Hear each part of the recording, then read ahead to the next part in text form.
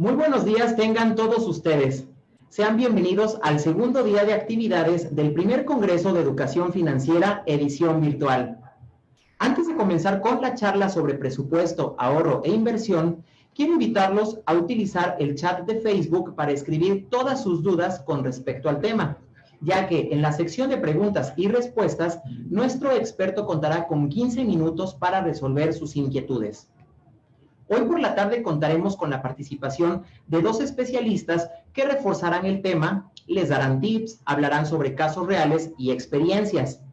Al finalizar las charlas vespertinas, todos ustedes podrán abrir la app Alfi desde su teléfono celular o teclear soyalfi.com desde el navegador de su computadora o tablet a fin de responder las preguntas sobre el tema de este día y así poder ir ganando medallas. Recuerden que esta es la segunda misión. Es momento de comenzar con la participación del licenciado Carlos Guzmán Maldonado, coordinador académico de la Dirección de Educación del Museo Interactivo de Economía, de quien me permito mencionar su trayectoria. Carlos Guzmán Maldonado es licenciado en Economía por la Universidad Nacional Autónoma de México y cuenta con diplomados en indicadores macroeconómicos de coyuntura en México e historia del pensamiento económico.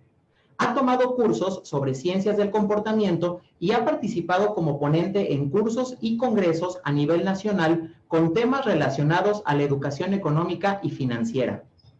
Participó en el grupo de trabajo del Museo Interactivo de Economía, MIDE, encargado de desarrollar el programa de talleres sobre finanzas personales con enfoque de economía del comportamiento y otros proyectos relacionados para impulsar la divulgación de la economía. Desde agosto de 2012, forma parte del equipo de trabajo del MIDE. Buenos días, licenciado Carlos. Le cedo el uso de la palabra. Muchas gracias, Francisco, por la presentación, por la invitación a este primer Congreso de Educación Financiera, edición virtual. Me siento muy contento y es un gusto poder colaborar, así como para el Museo Interactivo de Economía. Voy a permitirme compartir mi presentación para que la puedan revisar y justo como decía Francisco, por favor envíen sus preguntas al chat de Facebook para que las podamos responder al final y si no, pues justo al término de la presentación contarán con mi correo electrónico para cualquier duda, pueden escribirme con toda confianza y seguro que les voy a responder. Bueno, quiero comenzar esta charla, como mencionaba Francisco, sobre presupuesto, ahorro e inversión, no sin antes platicarles un poco, porque seguramente han escuchado hablar del Museo Interactivo de Economía y algunos aún no conocen como qué es lo que hace, dónde está ubicado, cuál ha sido el papel que ha jugado el MIDE en la educación económica y financiera. Pues el MIDE está ubicado en el Centro Histórico de la Ciudad de México. Cabe señalar que es el primer museo de economía en el mundo. Abrió sus puertas en 2006 y a lo largo de estos años de vida del museo ha participado en distintos escenarios en los que ha impulsado su modelo de conceptualización y su forma de transmitir o comunicar la ciencia económica. Hoy en día en el mundo existe una Federación Internacional de Museos de Finanzas, el MIDE es uno de sus fundadores y además ha apoyado en la construcción de estos museos que se encuentran alrededor del mundo. Hoy tenemos museos de economía y finanzas en China, en Estados Unidos, en Canadá. El MIDE está asesorando uno que se abrirá muy pronto. Entonces, esto es el MIDE, es orgullosamente mexicano y lo que van a encontrar ahí es una forma de ver a la economía de tal manera que las personas puedan comprender de forma accesible y práctica los conceptos de la ciencia económica y también de la educación financiera. Justo el MIDE surge para impulsar la educación económica y financiera y sus dos ejes de trabajo son la toma de decisiones y la vida cotidiana. ¿Por qué son importantes estos dos ejes de trabajo? Porque la ciencia económica está presente en la vida de todos nosotros y siempre que tomamos decisiones, la economía tiene algo que decirnos. Por eso es muy importante que las personas puedan apropiarse y adquirir estos conocimientos para tomar mejores decisiones en su vida y en temas financieros, desde luego que son de suma importancia para que puedan provocar un bienestar en nosotros. ¿De qué vamos a hablar el día de hoy? Vamos a hablar de 3 puntos básicamente. la importancia de la alfabetización financiera, del presupuesto, del ahorro y la inversión, así como de las barreras y las estrategias para tomar decisiones. Justo Francisco comentaba en la presentación que tuve la oportunidad de participar en un grupo de trabajo que desarrolló un programa de educación financiera innovador con un enfoque de ciencias del comportamiento. Más adelante les voy a platicar de qué se trata, pero es un enfoque, una visión muy interesante porque justo nos permite visualizar o comprender por qué si sabemos que debemos tomar buenas decisiones, no lo hacemos. ¿Qué es lo que impide que tomemos esas buenas decisiones? Y en el ámbito financiero verán a continuación cómo sucede de forma cotidiana sin que nos percatemos, pero que puede solucionarse con pequeñas estrategias o herramientas que nos lo permitan hacer. Bueno, la importancia de la educación financiera. Quiero mencionar que justo en 2002, la Organización para la Cooperación del Desarrollo Económico, la OCDE, por sus siglas, en 2002 comenzó a trabajar sobre este tema, sobre la educación financiera, y comenzó a trabajar creando algunos principios de buenas prácticas para la educación financiera, de los cuales comenzó a desarrollar iniciativas, estrategias que compartió con los países miembros de esta organización para que se pudieran implementar en cada uno de ellos, ¿no? Pero justo este tema de educación financiera toma una gran importancia y un gran impulso desde mi punto de vista por dos razones. Uno, porque el sistema financiero o los mercados financieros han evolucionado de una forma muy rápida. ¿Y a qué me refiero con esto?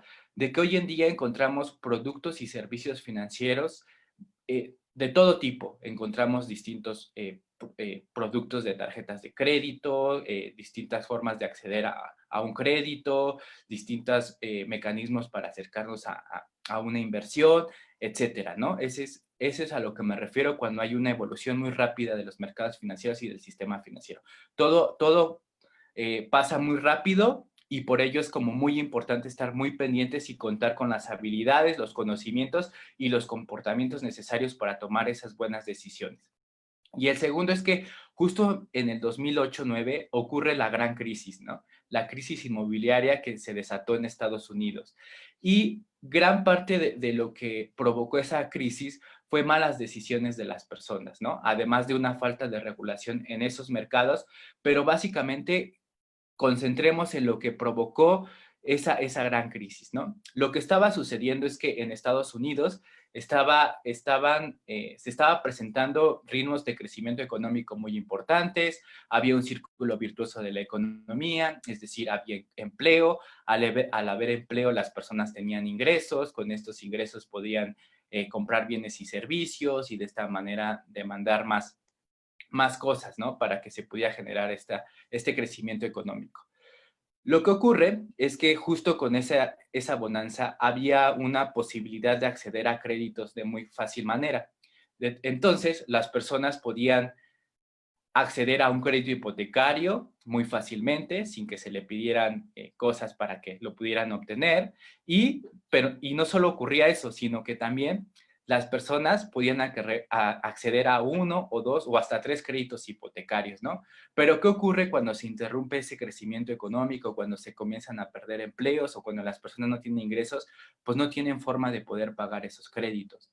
Entonces, esas malas decisiones por pensar que podían pagar uno o dos o hasta tres créditos, sin pensar que en un futuro quizá podían perder su flujo de ingresos, provocaría que no pagaran esos créditos y eso ocasiona que también distorsionen el funcionamiento del sistema bancario. Al no poder pagar los créditos, el banco no tiene la liquidez para hacer frente a las solicitudes de los ahorros que pedían sus clientes, ¿no? Entonces, eso te comienza a distorsionar y te comienza a crear muchas dificultades, ¿no? Entonces, lo que recordamos es que no solo hubo un problema en ese país, sino que se empezó a propagar porque justo esa expansión de los mercados financieros y del sistema financiero es tan rápido y llega a cualquier parte del mundo que afecta, ¿no?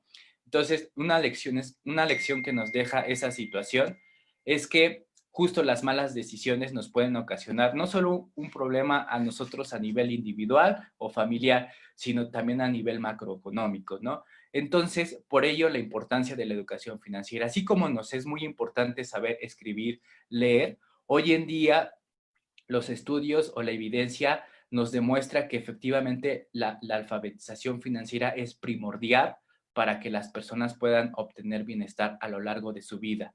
¿Por qué? Porque justo en sus distintas etapas va a tomar decisiones diversas, ¿no?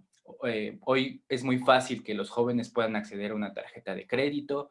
En algún momento vamos a tener que recurrir a los mercados a solicitar un crédito hipotecario, un crédito automotriz, y al final de nuestra vida laboral, pues vamos a tener que estar pensando en el retiro, ¿no? Y justo el concepto de ahorro para el retiro, pues debe estar muy presente, porque cuando dejemos de trabajar, necesitamos esos ingresos para poder satisfacer nuestras necesidades y deseos. De ahí la importancia de la educación financiera, y que es, digamos, una parte primordial para acceder a la alfabetización financiera.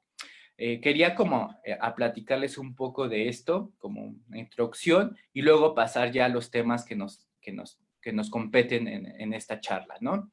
El primero de ellos es el presupuesto. Todos hemos escuchado hablar de un presupuesto, eh, de alguna manera lo hemos hecho, pero no lo hacemos de forma cotidiana y no sabemos quizá o dejamos de lado la importancia o las ventajas que nos puede proporcionar la elaboración de un presupuesto. Y un presupuesto o sus principios de los que se compone un presupuesto nos pueden servir a nosotros, le puede servir a una empresa también lleva un presupuesto, le puede servir a un gobierno, los gobiernos también elaboran un presupuesto, las empresas también lo hacen y nosotros las personas y como familia también lo debemos de hacer. El presupuesto es un registro del cual del cual nos permite organizar nuestros ingresos, nuestros gastos, y algo muy importante que debe de estar siempre en el presupuesto es el ahorro. Es algo de lo que voy a hablar en un momento más, pero justo estos principios del presupuesto nos permitirán tener puntos de decisión para tomar nuestras decisiones.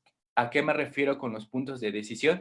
Es que el presupuesto es una especie de radiografía de nuestras finanzas, ¿no? Al igual que nos tomamos una radiografía cuando vamos al médico, el presupuesto nos da esa información, ¿no? De si en la radiografía de huesos nos dice si estamos bien o si alguno de ellos está roto, etcétera, ¿no? Entonces, el presupuesto nos da esa visión, ¿no?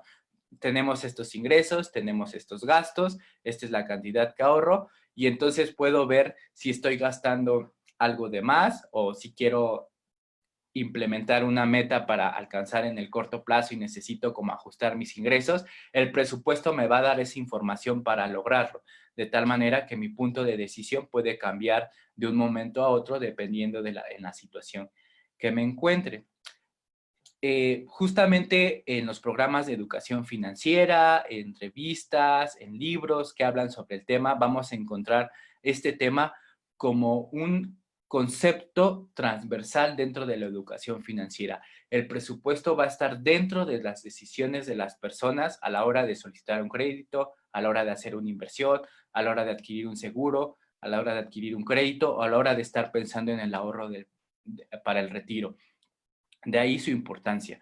Pero también hemos visto que hay muchas formas de hacerlo. No hay una única mejor forma de hacer un presupuesto. Cada quien tendrá una estrategia, tendrá una forma de organizar sus finanzas de forma correcta, de tal manera que pueda aplicar esos principios para organizar su dinero. Escuchamos que a veces se nos sugiere como llevar los gastos ordenadamente, en donde podemos colocar estos gastos son para el pago de la renta, luz, estos son los gastos para pagar mis gustos y deseos, etcétera, ¿no? Pero como les decía, lo importante es aplicar los principios y la forma en que ustedes lo utilicen de forma constante, ¿no? La idea es que no solo lo hagan una vez y hasta el próximo año lo hagan, sino que lo hagan de forma que les permita tomar esas decisiones y de ir organizando su dinero. Y ustedes observarán a lo largo del tiempo que sí funciona y funciona muy bien, porque como les decía hace un momento, tanto las empresas como los gobiernos pues llevan cotidianamente un presupuesto y se están fijando cómo está funcionando, porque justo si necesitan algo pueden ajustar o hacer, ¿no? Una forma muy sencilla que ha tomado como mucha popularidad recientemente son estas estrategias que toman estos principios de presupuesto y que los aplican de forma sencilla. Una de ellas es la estrategia 50-30-20, ¿no? Y esta estrategia 50-30-20 a lo que se refiere es que del total de nuestros ingresos, es decir, del 100%, 50% lo destinamos a nuestros gastos necesarios, esos gastos que son imprescindibles de hacer. El 30% los hacemos hacia los gastos para cubrir nuestros gustos o para cubrir nuestras salidas con la familia, amigos, etcétera.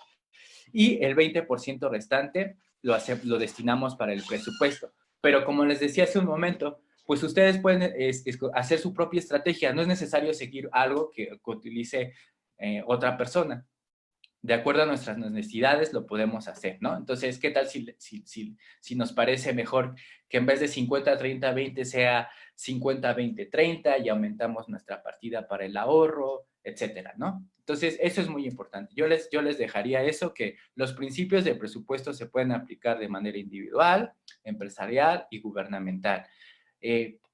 Si les acomoda seguir un presupuesto que vieron en algún lado, háganlo. Si creen que pueden hacerle modificaciones, también háganlo, pero no dejen de hacerlo. El presupuesto es vital, ¿no? Es esa radiografía de nuestras finanzas que nos va a permitir y tomar decisiones de forma adecuada para el manejo de nuestro dinero. Ahora, para el tema del ahorro, más que dar definiciones o compartir algunos tecnicismos, lo que me gustaría decir que el ahorro en finanzas personales pareciera que tiene una connotación negativa y alejada de nosotros, ¿no?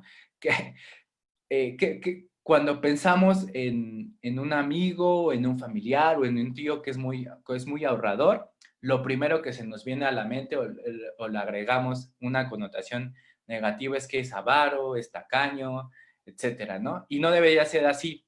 Al contrario, ¿no? El ahorro es una connotación, debe ser algo muy positivo, pues nos permite alcanzar metas de corto, mediano y largo plazo, ¿no? Entonces, el ahorro, voy a dar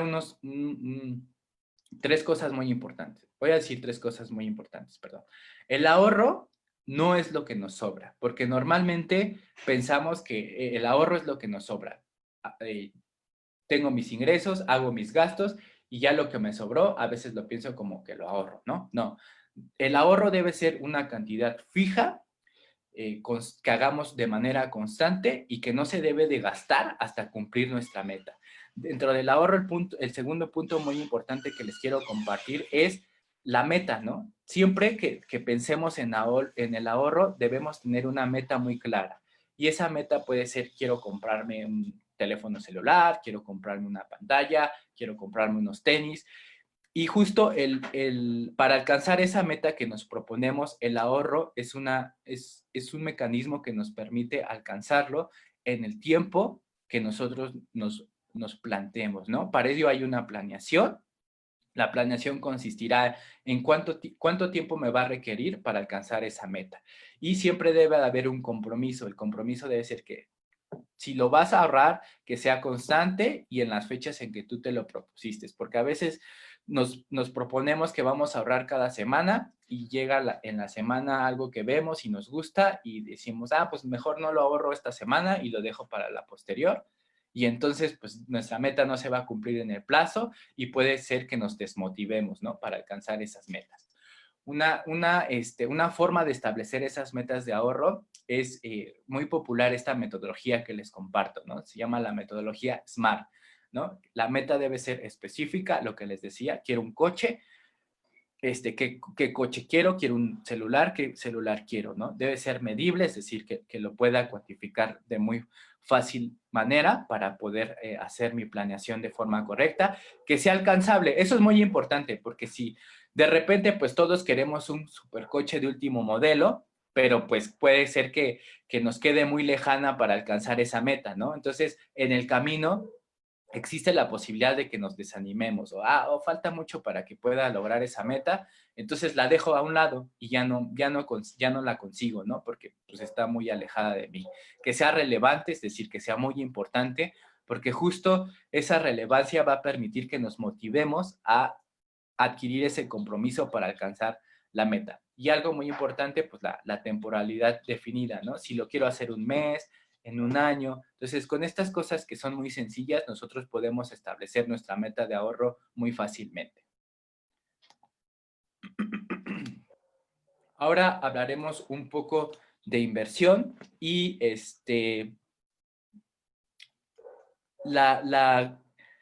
tema que quisiera traer a colación es que podamos distinguir entre ahorro e inversión, porque regularmente la concepción que tenemos es que es algo igual, es algo que es prácticamente lo mismo y no necesariamente. Como hablamos en el tema de ahorro, es muy importante relacionar el ahorro con una meta muy bien establecida, ¿no? El ahorro está muy vinculada a metas que tenemos y a cosas que queremos alcanzar, ¿no? En el caso financiero, quizá pues a comprar un coche o un celular, como les decía, pero también esos principios que les platicaba del presupuesto, del ahorro y la inversión, también se pueden trasladar a la vida cotidiana, ¿no? Podemos ahorrar electricidad, podemos ahorrar agua, podemos ahorrar muchas cosas, ¿no? Podemos ahorrar tiempo en el traslado a la escuela, al trabajo, etcétera, ¿no? Entonces, esos mismos principios los pueden aplicar. La inversión debiese estar más relacionada o se debiese concebir más como a esa idea de que queremos hacer crecer más el dinero o alguna otra cosa de nuestra vida cotidiana, ¿no? Por ejemplo, hemos escuchado hablar como mucho de la educación es una inversión, o etcétera, ¿no? Piensen en esos principios que pueden aplicar. Entonces, la inversión debe estar como vinculada a hacer crecer ese dinero. ¿Cómo podríamos pasar de un paso a otro? Pues quizá una inversión nos requiera cierta cantidad de dinero, porque hay fondos de inversión que te piden un mínimo de dinero para hacer esa inversión, ¿no? Entonces, un primer paso sería, nuestra meta sería alcanzar esa cantidad mínima para luego pasar a la inversión, ¿no? O de plano, ya tengo un dinero adicional que me llegó por un trabajo extra o que llegó por alguna cuestión extraordinaria, pero no tengo planeado una meta, y lo que quiero hacer no es gastarlo, ¿no? La idea no es gastarlo. Si es algo que no tenía planeado en nuestro presupuesto, lo ideal es que no lo gasten, sino que piensen en un instrumento como la inversión para poder hacerlo crecer, puesto que no lo tenían en el radar, pues esto les traerá mayor beneficio. Entonces, hagámoslo, ¿no? Y hoy en día, pues hoy también debemos como quitarnos esa concepción de que la inversión es para aquellas personas que tienen mucho dinero. No es así. Hoy en nuestro país podemos acercarnos a inversiones desde muy pequeñas cantidades y hacer rendir nuestros recursos, ¿no? Pero justo en la inversión, algo que les quisiera compartir, que debemos tener en mente también que a la hora de invertir debemos considerar un riesgo. En toda inversión hay un riesgo, ¿no?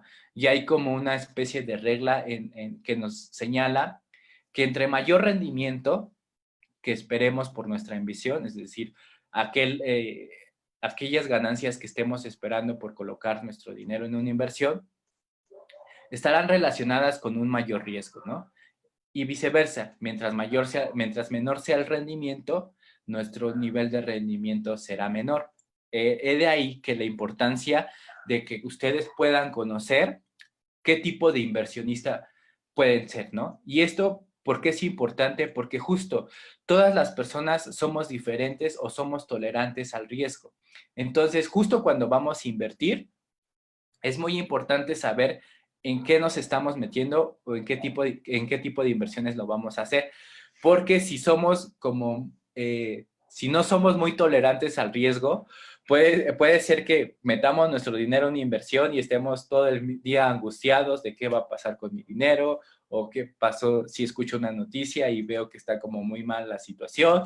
Entonces, es muy importante conocer esto. Uno, el nivel de riesgo al que se van a enfrentar y para ello nos puede dar como mucha pista el tipo de inversionista que somos y qué es lo que queremos, ¿no? Qué tipo de rendimiento queremos, qué tipo de riesgo y en qué plazo también, porque justamente al igual que las metas, les platicaba que había de corto, mediano y largo plazo, en el tema de inversión también lo podemos ver, ¿no? Hay inversiones de muy corto plazo en donde tu liquidez la puedes obtener muy rápidamente, hay inversiones de mediano, largo y largo plazo.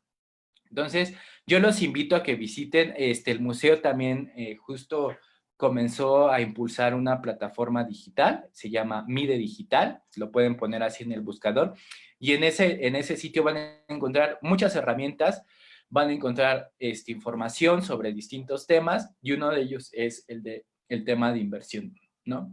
Entonces, en la sección de experimenta van a encontrar un quiz. Aquí les dejo la liga para que puedan acceder a él y ahí puedan conocer qué tipo de inversionista podrían ser a partir de unas preguntas, ¿no? Y de esta forma puedan acercarse a estos instrumentos sin miedo, ¿no? Y conozcan, porque justo ya hay mucha información muy disponible para conocerla. Entonces, el siguiente tema que quisiera tocar con ustedes es ¿qué nos impide pues tomar buenas decisiones o qué nos aleja para alcanzar esas metas que nos proponemos? Porque todos nos hemos propuesto metas, ¿no? Al principio de año seguramente a más de uno nos ha pasado o a un familiar de que se propone bajar de peso o de ir al gimnasio y empieza muy bien el año, compra su membresía del gimnasio, comienza a ir las primeras semanas, pero ocurre algo y ya deja de ir, ¿no? Y algo similar pasa con el ahorro, ¿no? Con el ahorro y otras decisiones financieras. Sabemos que es muy importante ahorrar para el retiro. Sabemos que es sumamente importante, pero no lo hacemos. ¿Qué está pasando? ¿Por qué no lo hacemos? ¿O por qué no tomamos esas buenas decisiones, no? Acá nos dice que además de contar con una educación financiera apropiada, resulta particularmente ventajoso conocer las barreras que las personas deben superar para tomar buenas decisiones. Y efectivamente, la evidencia o la investigación que se ha encontrado es que hay algunos, digamos, la academia o los científicos lo han denominado que existen algunos sesgos conductuales o algunos heurísticos de comportamiento que nos alejan o que nos pueden acercar a estos buenos comportamientos financieros. Y esto también ha tomado mucha relevancia recientemente en el tema de educación financiera. Es un tema que se ha trabajado desde hace muchos años. Hay papers y los trabajos de Kahneman y Tversky se retoman, se remontan, perdón, a la década de los 70, pero justo empieza a tomar como mucha particularidad e importancia el tema de economía del comportamiento o ciencias del comportamiento a partir del otorgamiento del primer premio Nobel de Economía, ¿no? En 2002 le dan el premio a Daniel Kahneman por su investigación o por lo que ha encontrado. Y en el 2017 vuelven a dar el premio Nobel al tema de economía del comportamiento a Richard Thaler, ¿no? Richard Thaler, quien desarrolló un concepto que es muy popular hoy en día y que lo podemos encontrar en el buscador o en los libros de texto como nudge, ¿no? Su traducción al español es empujón, ¿no? Las personas a veces necesitamos de un pequeño empujón para que podamos tomar esas buenas decisiones. El nudge estudia los comportamientos que tenemos en ciertas situaciones y de esa forma se crea una estrategia o una herramienta que nos permita acercarnos a esa buena decisión. Ahorita vamos a platicar un poquito más de ese lado, pero pues dirán, ¿y eso qué tiene que ver con la charla? Ahorita lo vamos a ver, ¿no? Entonces, justo lo que traigo y para como poder explicar de mejor forma esta investigación y estos hallazgos que se han encontrado en la ciencia del comportamiento, me gustaría hacerles dos preguntas muy sencillas, ¿no? Entonces, justo voy a pasar las preguntas y lo que me gustaría es que pudieran colocar su respuesta en el chat. Ustedes tienen un chat o me parece que Francisco nos va a apoyar como abriendo el micrófono para algunas personas y nos puedan decir su respuesta, ¿no? La idea es que ustedes visualicen la pregunta y nos contesten lo que sientan, ¿no? O lo que crean que es la pregunta. Entonces, vamos a comenzar muy rápidamente, ¿no? Con este tema. Entonces, lo que quiero que puedan decirme en el chat o en el micrófono ¿qué línea es más grande? ¿La línea de arriba, que está horizontal, o la línea de abajo? Si nos ponen ahí sus preguntas, sus respuestas en el chat, y quizá Francisco me pueda compartir ahorita como qué es lo que contestaron, ¿no? Entonces, vamos con la siguiente pregunta. ¿Qué círculo ven más grande? ¿El de la derecha o el de la izquierda? Igual, contesten ahí en el chat, por favor, y ya Francisco me dice qué respuestas fueron las que nos enviaron. Ahora lo que les voy a pedir es que visualicen las siguientes palabras, ¿no? Vean las siguientes palabras.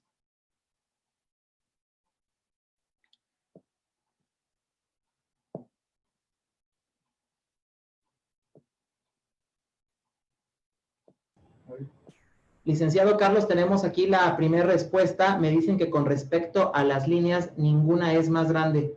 ¿Qué Ok, otras? ¿Cuáles? ok. Ahorita las comentamos.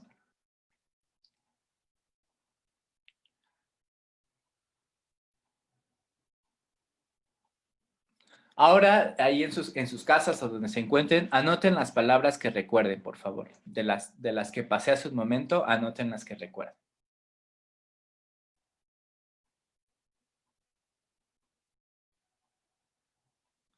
Listo, ¿no? ¿Alguien recuerda la palabra dormir?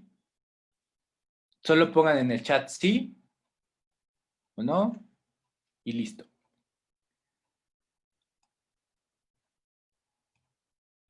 Estas son las palabras que pasamos.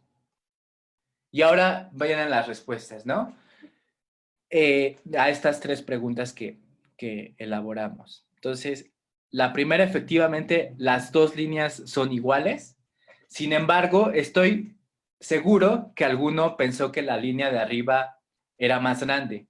Y eso no les debe de preocupar, porque justo esta misma pregunta se le hicieron a muchísimas personas, a personas que incluso estudiaban el doctorado en economía o en matemáticas de las mejores universidades del mundo y contestaban que la línea de arriba era la más grande, porque es algo que percibimos como tal y seguramente les pasó por la mente decir, es la de arriba, es la de arriba. Tenían un impulso que les decía y que contestaran que era la línea de arriba la más grande. De igual forma pasa con los círculos, ¿no? Pensaron o tenían como el impulso de decir, el círculo de la derecha es más grande que el de la izquierda, porque así lo percibimos, porque nuestra mente lo está viendo de esa forma, ¿no? Entonces, quédense con eso. Estoy seguro que pasó eso porque el 80% de los encuestados que se ha realizado en todas partes del mundo pasa lo mismo, ¿no? Y entonces, creo que ya no, con el tema de la pregunta de las palabras, pues dormir no se encuentra, ¿no? Seguramente alguien lo pensó o lo anotó, la palabra dormir, y es por algo, ¿no? Porque igual nuestra mente relaciona palabras que vemos con algo que ya tenemos ahí almacenado en nuestra memoria. Entonces, al ver la palabra roncar, sueño, cobija, cama, almohada, sábana, colchón, descansar, soñar, descanso, pues todas están relacionadas con dormir y seguro en nuestra mente o nuestra respuesta fue dormir. No se preocupen, estas preguntas no son para medir inteligencia ni nada por el estilo, ¿no? A lo que quiero llegar es que justamente el Premio Nobel de Economía del 2002 o los desarrollos que hicieron Kahneman y Tversky, Amos Tversky era su compañero y su colega más importante de Kahneman. Tversky falleció, pero si no, seguramente le hubieran dado también el Nobel de Economía. Lo que ellos encontraron o desarrollaron fue un modelo de pensamiento. Y a ese modelo de pensamiento lo denominaron modelo de pensamiento rápido o lento, o lo que en el texto o en el campo científico encontrarán como sistema 1, que es el pensamiento rápido, o sistema 2, que es el pensamiento lento. Y lo que a las conclusiones o lo que podemos encontrar en el trabajo de Kahneman es que nos dice que las personas nos comportamos como si tuviéramos un sistema 1 y un sistema 2. No es que efectivamente tengamos en la mente un sistema 2 o que opera así. Es una metáfora de cómo las personas nos comportamos. Y nos comportamos porque dice, normalmente nosotros ocupamos el sistema 1 o el pensamiento rápido, ¿no? Normalmente hacemos respuestas rápidas o respuestas a partir de la experiencia que tenemos o de lo que hemos hecho, ¿no? Y regularmente esas decisiones son correctas porque las hemos hecho muchas veces, ¿no? Si yo les preguntara cuánto es 2 más 2, me dirían muy fácilmente es 4. Pero si yo les pregunto cuánto es 17 por 13, seguramente necesitarán un pequeño momento para analizar o realizar la operación. Entonces, justo en ese momento lo que Kahneman nos dice es que se activa el modo de pensamiento lento, ¿no? El modo de pensamiento de análisis, de reflexión, etcétera. Entonces, actuamos con una o con otra, ¿no? También se le conoce al sistema 2 o al modo de pensamiento lento como un sistema perezoso, ¿no? Nos cuesta un poquito más de trabajo estar como analizando todas las cosas y es por ello que utilizamos cotidianamente el pensamiento rápido con mayor frecuencia porque nos es más fácil hacerlo y porque tomamos una decisión, normalmente tomamos decisiones así, ¿no? De manera intuitiva, de manera impulsiva, ¿no? ¿Y esto qué relación tiene? Se preguntarán con el tema de educación financiera. Pues demasiada, ¿no? Porque justo si tomamos decisiones financieras de forma impulsiva, intuitiva, ¿no? O por lo que pensamos que es correcto o nuestra mente nos dice que es la correcta, puede que tengamos impactos importantes en nuestra vida, ¿no? Imagínense que tomamos un crédito que está muy alto y que por impulso lo hacemos o de manera intuitiva pensamos que estamos haciendo la elección correcta y no es así, y eso puede tener muchas repercusiones, ¿no? A distintos niveles, pero unas pueden ser como muy graves, ¿no? En el caso de las deudas, pues eso ocurre con mucha frecuencia, ¿no? Me endeudo porque pienso que así lo puedo solucionar, lo hago de manera intuitiva, de manera impulsiva, y entonces eso nos puede ocasionar muchos conflictos, ¿no? En el bienestar individual y familiar, ¿no? Y como lo vimos al principio de la charla, la suma de esas pequeñas decisiones, si son malas y se van sumando a nivel agregado, pues pueden repercutir a la economía en su conjunto, ¿no? De ahí que podamos tomar mejores decisiones, que podamos adquirir esos conocimientos que nos ofrece la educación financiera, podamos desarrollar esas habilidades, esos conocimientos y esos comportamientos que nos conduzcan a las mejores decisiones, ¿no? Entonces, uno de los hallazgos de estos comportamientos de los que les quisiera compartir es que hay conceptos y de lo que comúnmente nos pasa, ¿no? A nosotros las personas. Uno de ellos, pónganle en el buscador prueba del bombón en YouTube y van a ver un poco más de la explicación que les traigo, ¿no? Y a lo que se refiere esto de prueba de bombón es que regularmente caemos en tentaciones, caemos en impulsos y no nos podemos controlar, ¿no? Y algo que nos sugieren estos hallazgos para las decisiones financieras, para alcanzar nuestras metas, para alcanzar nuestro ahorro, es que debemos poseer un autocontrol en nosotros mismos, ¿no? El autocontrol es un componente muy importante para alcanzar metas financieras y para muchas otras decisiones, ¿no? Entonces, si caemos muy fácilmente en tentaciones o en impulsos, puede ser que nos alejemos de nuestras metas, ¿no? El otro es el exceso de confianza, ¿no? Pensamos que por ir a un curso o pensamos por tener una formación en economía o en finanzas ya somos súper expertos, ¿no? Y no. Entonces, en inversión, el exceso de confianza por creer que somos alguien con habilidades, con conocimientos previos, conocemos perfectamente y lo podemos hacer de manera fácil, ¿no? La inversión, y no es así. En otro caso, por ejemplo, es que en el tema de crédito, el comportamiento de exceso de confianza es que si subestimamos o sobreestimamos nuestra capacidad de crédito, pues nos puede meter en un serio problema, ¿no? Y eso ocurre frecuentemente, ¿no? Pienso que sí lo puedo pagar, voy a las tiendas departamentales, voy al supermercado y paso la tarjeta de crédito muy fácilmente porque pienso que sí lo hago, ¿no? Sí la libro. Pero si no tengo claro, como lo mencionábamos al inicio, en mi presupuesto, como mis cuentas y todo lo tenemos aquí, pensamos que todo lo estamos registrando de forma correcta en la mente, pues eso también nos puede ocasionar un serio problema, ¿no? Entonces, tengan cuidado con el exceso de confianza. Y el otro concepto de las ciencias del comportamiento que les quiero compartir o de los hallazgos que hemos encontrado es postergar decisiones o lo que se conoce en la literatura como procrastinación, ¿no? Y entonces aplazamos decisiones importantes, ¿no? Como pagar una deuda o ahorrar para el retiro, ¿no? Eso dificulta nuestras metas, pero como les mencionaba, estos principios también pueden aplicar en las decisiones cotidianas, ¿no? Este, que para una decisión importante pensamos que tenemos cierto tiempo y lo tenemos planeado hacer en tal fecha, pero llega esa fecha y no lo hacemos y digo, lo voy a hacer mañana o lo voy a hacer pasado mañana, ¿no? Y vamos postergando esa decisión importante y cuando ya hay, puede ser que ese aplazamiento de decisiones nos ocasione un problema, ¿no? Eso pasa muy frecuente también a nosotros los estudiantes cuando hacemos nuestra tesis o un proyecto de investigación. Siempre estamos postergando el desarrollo de un capítulo o de algo que queremos investigar y eso se va aplazando y eso que es tan importante para nosotros, pues se deja de un lado, ¿no? En el tema financiero pasa y con mucha frecuencia.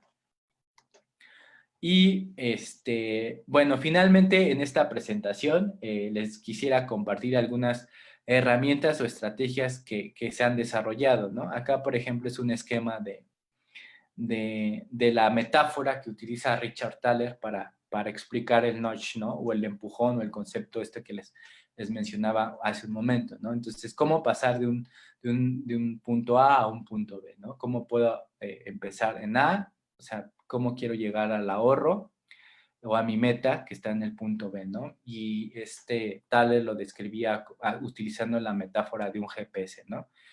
Seguramente ustedes han utilizado un GPS o si lo van a hacer, es que, pues, ¿puedo hacerle caso al GPS o no? ¿No? Esa es nuestra decisión, hacerlo o no, pero regularmente pasa que si le hacemos caso, pues puede que lleguemos al punto B en un menor tiempo o con un menor esfuerzo posible, ¿no? En algunas cosas. Y entonces, lo que quiero decir es que justo también dentro de los programas, el estudio de la evidencia de educación financiera, se han desarrollado distintas estrategias, ¿no?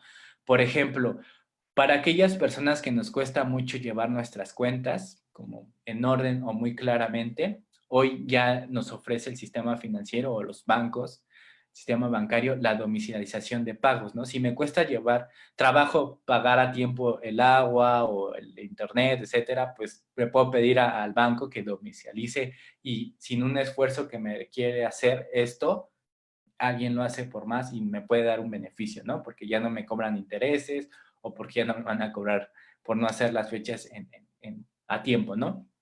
Y pasa lo mismo con el tema de ahorro. Si nos cuesta muchísimo trabajo ahorro, porque seguramente al principio, al no contar con un hábito en este tema, pues nos cueste mucho trabajo y hasta incluso nos duele como llevar ese ahorro a nuestra cuenta bancaria para que pues, se pueda depositar, ¿no? Entonces hay algo que se llama automatización del ahorro y pasa lo mismo como con la domiciliación. Tú le dices a tu banco qué cantidad deben de tomar de tu quincena o de los pagos que te hagan con frecuencia y destinarlo a tu cuenta de ahorro. Y a tu cuenta de ahorro para el retiro también se puede hacer.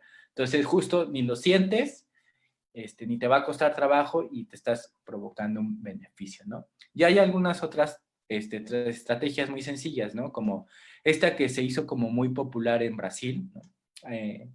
Con un pequeño post-it que le ponían las personas a su tarjeta de crédito, con algo que les recordara que tenían una meta por alcanzar muy importante, lo podían hacer, ¿no? Ahí creo que un ejemplo muy padre porque es una persona que estaba próximamente a casar, ¿no? Entonces justo él se colocó su post-it en su tarjeta de crédito donde decía, recuerda que tienes que ahorrar para casarte o tienes que ahorrar para la compra de tal de tu boda, ¿no? Entonces eso le recordaba que tenía una meta por cumplir y que tenía un compromiso que tenía que fortalecer, ¿no? Y eso le ayudaba a fortalecer su autocontrol, ¿no? Entonces esos pequeños mensajes.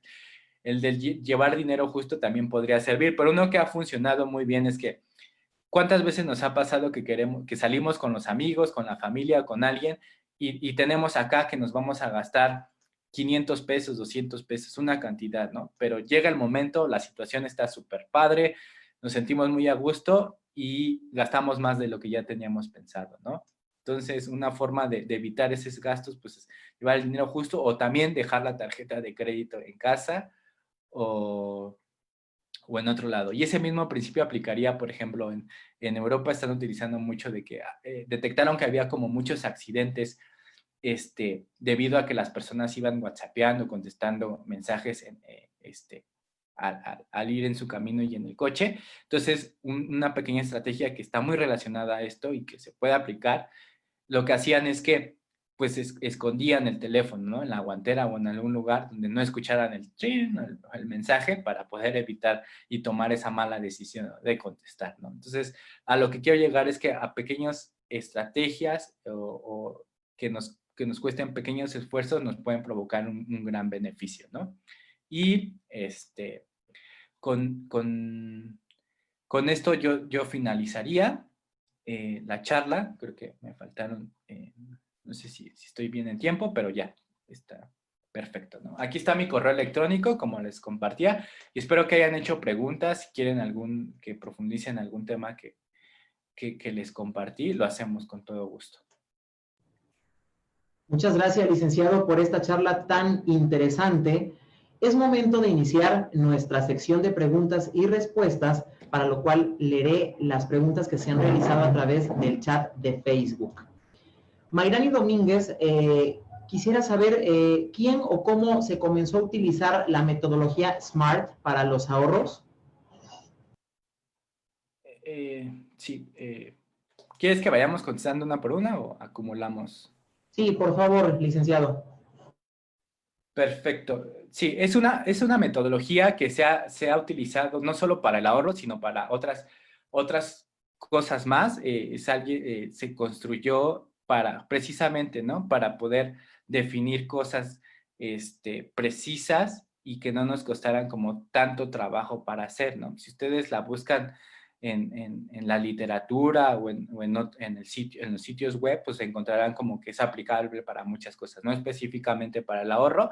Yo se las quise compartir porque es una estrategia sencilla y que justo contestando esas pequeñas preguntas o contestando esos pequeños conceptos que les compartí, pudieran establecer de forma sencilla su meta de ahorro, ¿no? U otra meta que no tenga que ver con el tema financiero.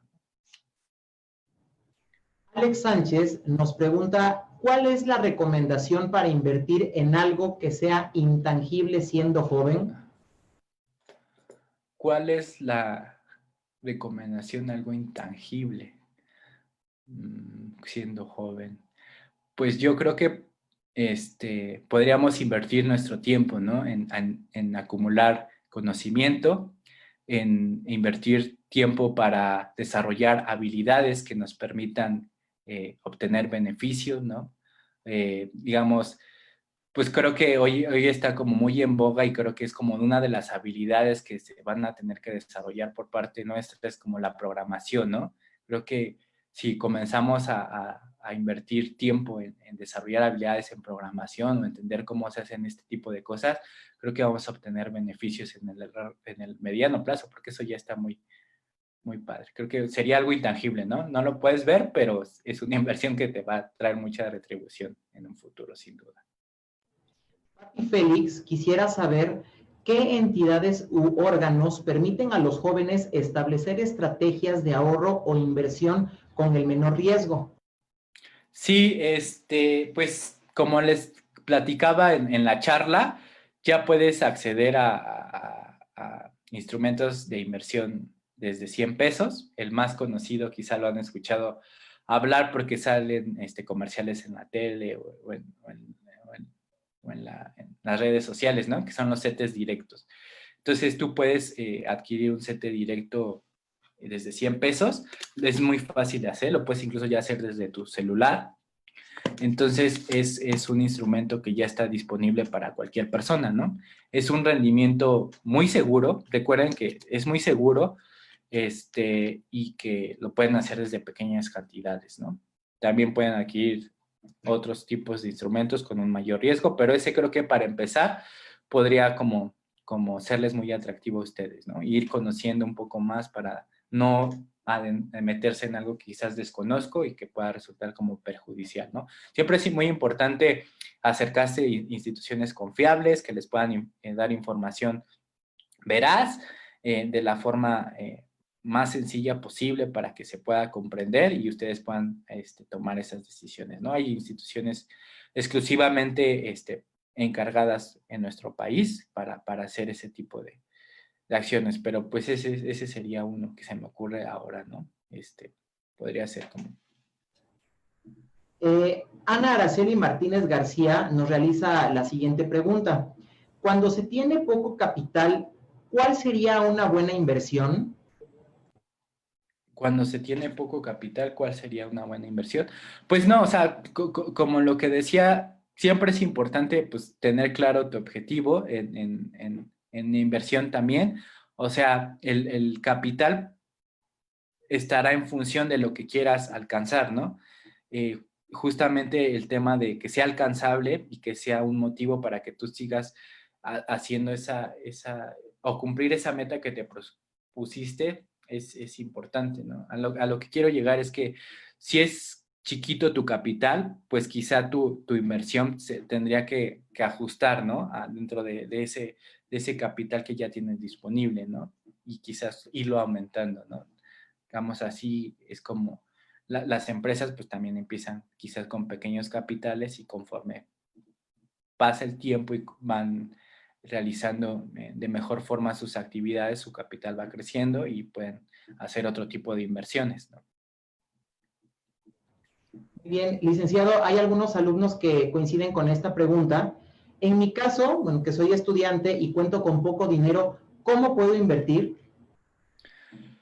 Pues una forma en la que les decía hace un momento, pero pues lo importante es que no es si tienes mucho o poco dinero, puedes comenzar a acercarte a inversiones si lo quieres hacer. Digamos, la inversión está relacionada con hacer crecer tu dinero y implícitamente, recuerden, dentro de la inversión deben de considerar el rendimiento que esperan obtener de esa inversión, el riesgo al que se van a enfrentar por esa inversión a la que ustedes quieren crecer y qué tan tolerantes ustedes están dispuestos a asumir ante el riesgo o qué tan tolerantes, porque aquí hay un elemento que también es importante traer a colación, ¿no? Que es qué tan tolerante puede ser la frustración, porque en algún momento la inversión pues, no pueda resultar como esperaba, pero pues que quizá en el tiempo pueda mejorar y restablecerse, porque hay factores que no consideramos y que pueden suceder en un momento como una crisis económica o un elemento que distorsione ahí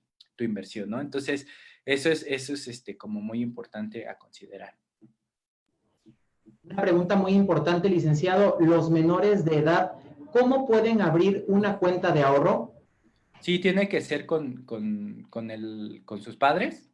Sí lo pueden hacer, pero sus padres tienen que ir con ellos y firmar ahí algo para que, sí lo pueden hacer, pero tienen que ir es imprescindible tener la autorización y lo que se requiera por parte de las instituciones para con los papás.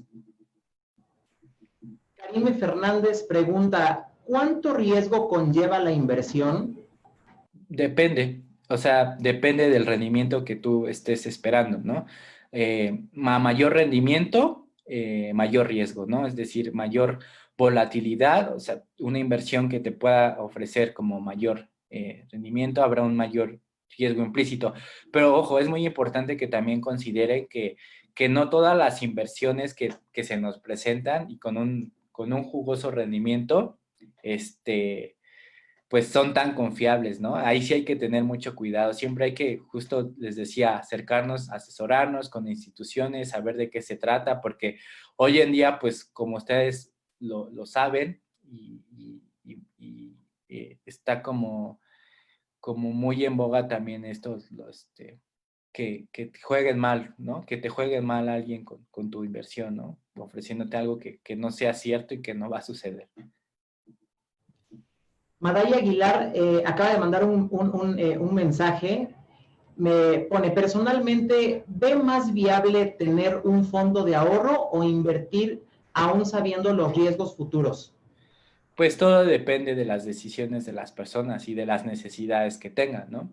Les decía, si tienen como una meta muy clara, o sea, si quieren, está como muy relacionado el tema del ahorro con alcanzar una meta o adquirir un mueble, una tele, un coche, un celular, etcétera, ¿no? Entonces, ya ahí tienes claro qué es lo que quieres y necesitas el ahorro para alcanzar esa meta. Entonces, quizá la inversión sería, si quieres tú hacer crecer ese dinero en alguna parte del tiempo y no quieres como comprar ahorita algo, pues la inversión es el instrumento que te funciona para hacer eso, ¿no? Porque sí nos pasa, ¿no? Pues pensamos, mejor quiero hacer algo que me permita obtener recursos o que me permita dar un flujo de ingresos, ¿no? Entonces, ahí está como la distinción o o la o dónde puedes elegir, ¿no? Todo dependerá de tus decisiones y de lo que tú quieras, ¿no? No hay algo mejor o peor, no hay algo mejor o peor, sino todo depende de lo que tú quieres y de lo que estás dispuesto a hacer para cumplirlo. Lupita Vaz pregunta, ¿cuántos tipos de ahorro existen? No sé si comprendí bien la pregunta, o sea, ¿dónde, o sea, tipos de ahorro? O sea, el ahorro puede ser ahorro familiar, ahorro individual, ahorro para el retiro. Los gobiernos también ahorran, ¿no? Ahorran recursos para cumplir algunas metas o objetivos.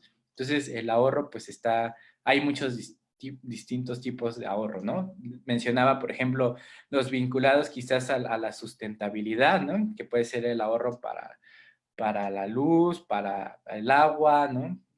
Etcétera. Hay muchos. Pero los mismos principios se pueden aplicar para esos tipos de ahorros, ¿no? Josmar David pregunta, ¿son buenas las inversiones en las redes de mercadeo o divisas? Eso ya es una pregunta muy particular y compleja. No podría responderla porque no podría dar como mi punto de vista, puesto que es algo ya, una decisión muy personal, ¿no? Bien, de igual manera algunos alumnos coinciden con esta pregunta. ¿Qué es la alfabetización financiera? Sí, claro. Qué bueno que lo preguntan.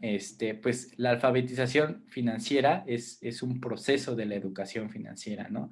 La educación financiera, comprende muchas cosas, entre ellas, pues las habilidades, los conocimientos y los comportamientos que las personas deben adquirir, ¿no? Para tomar esas buenas decisiones. Es decir, que ese proceso de que las personas se apropien de esos conocimientos, habilidades y comportamientos nos llevarán a conseguir la alfabetización financiera, ¿no?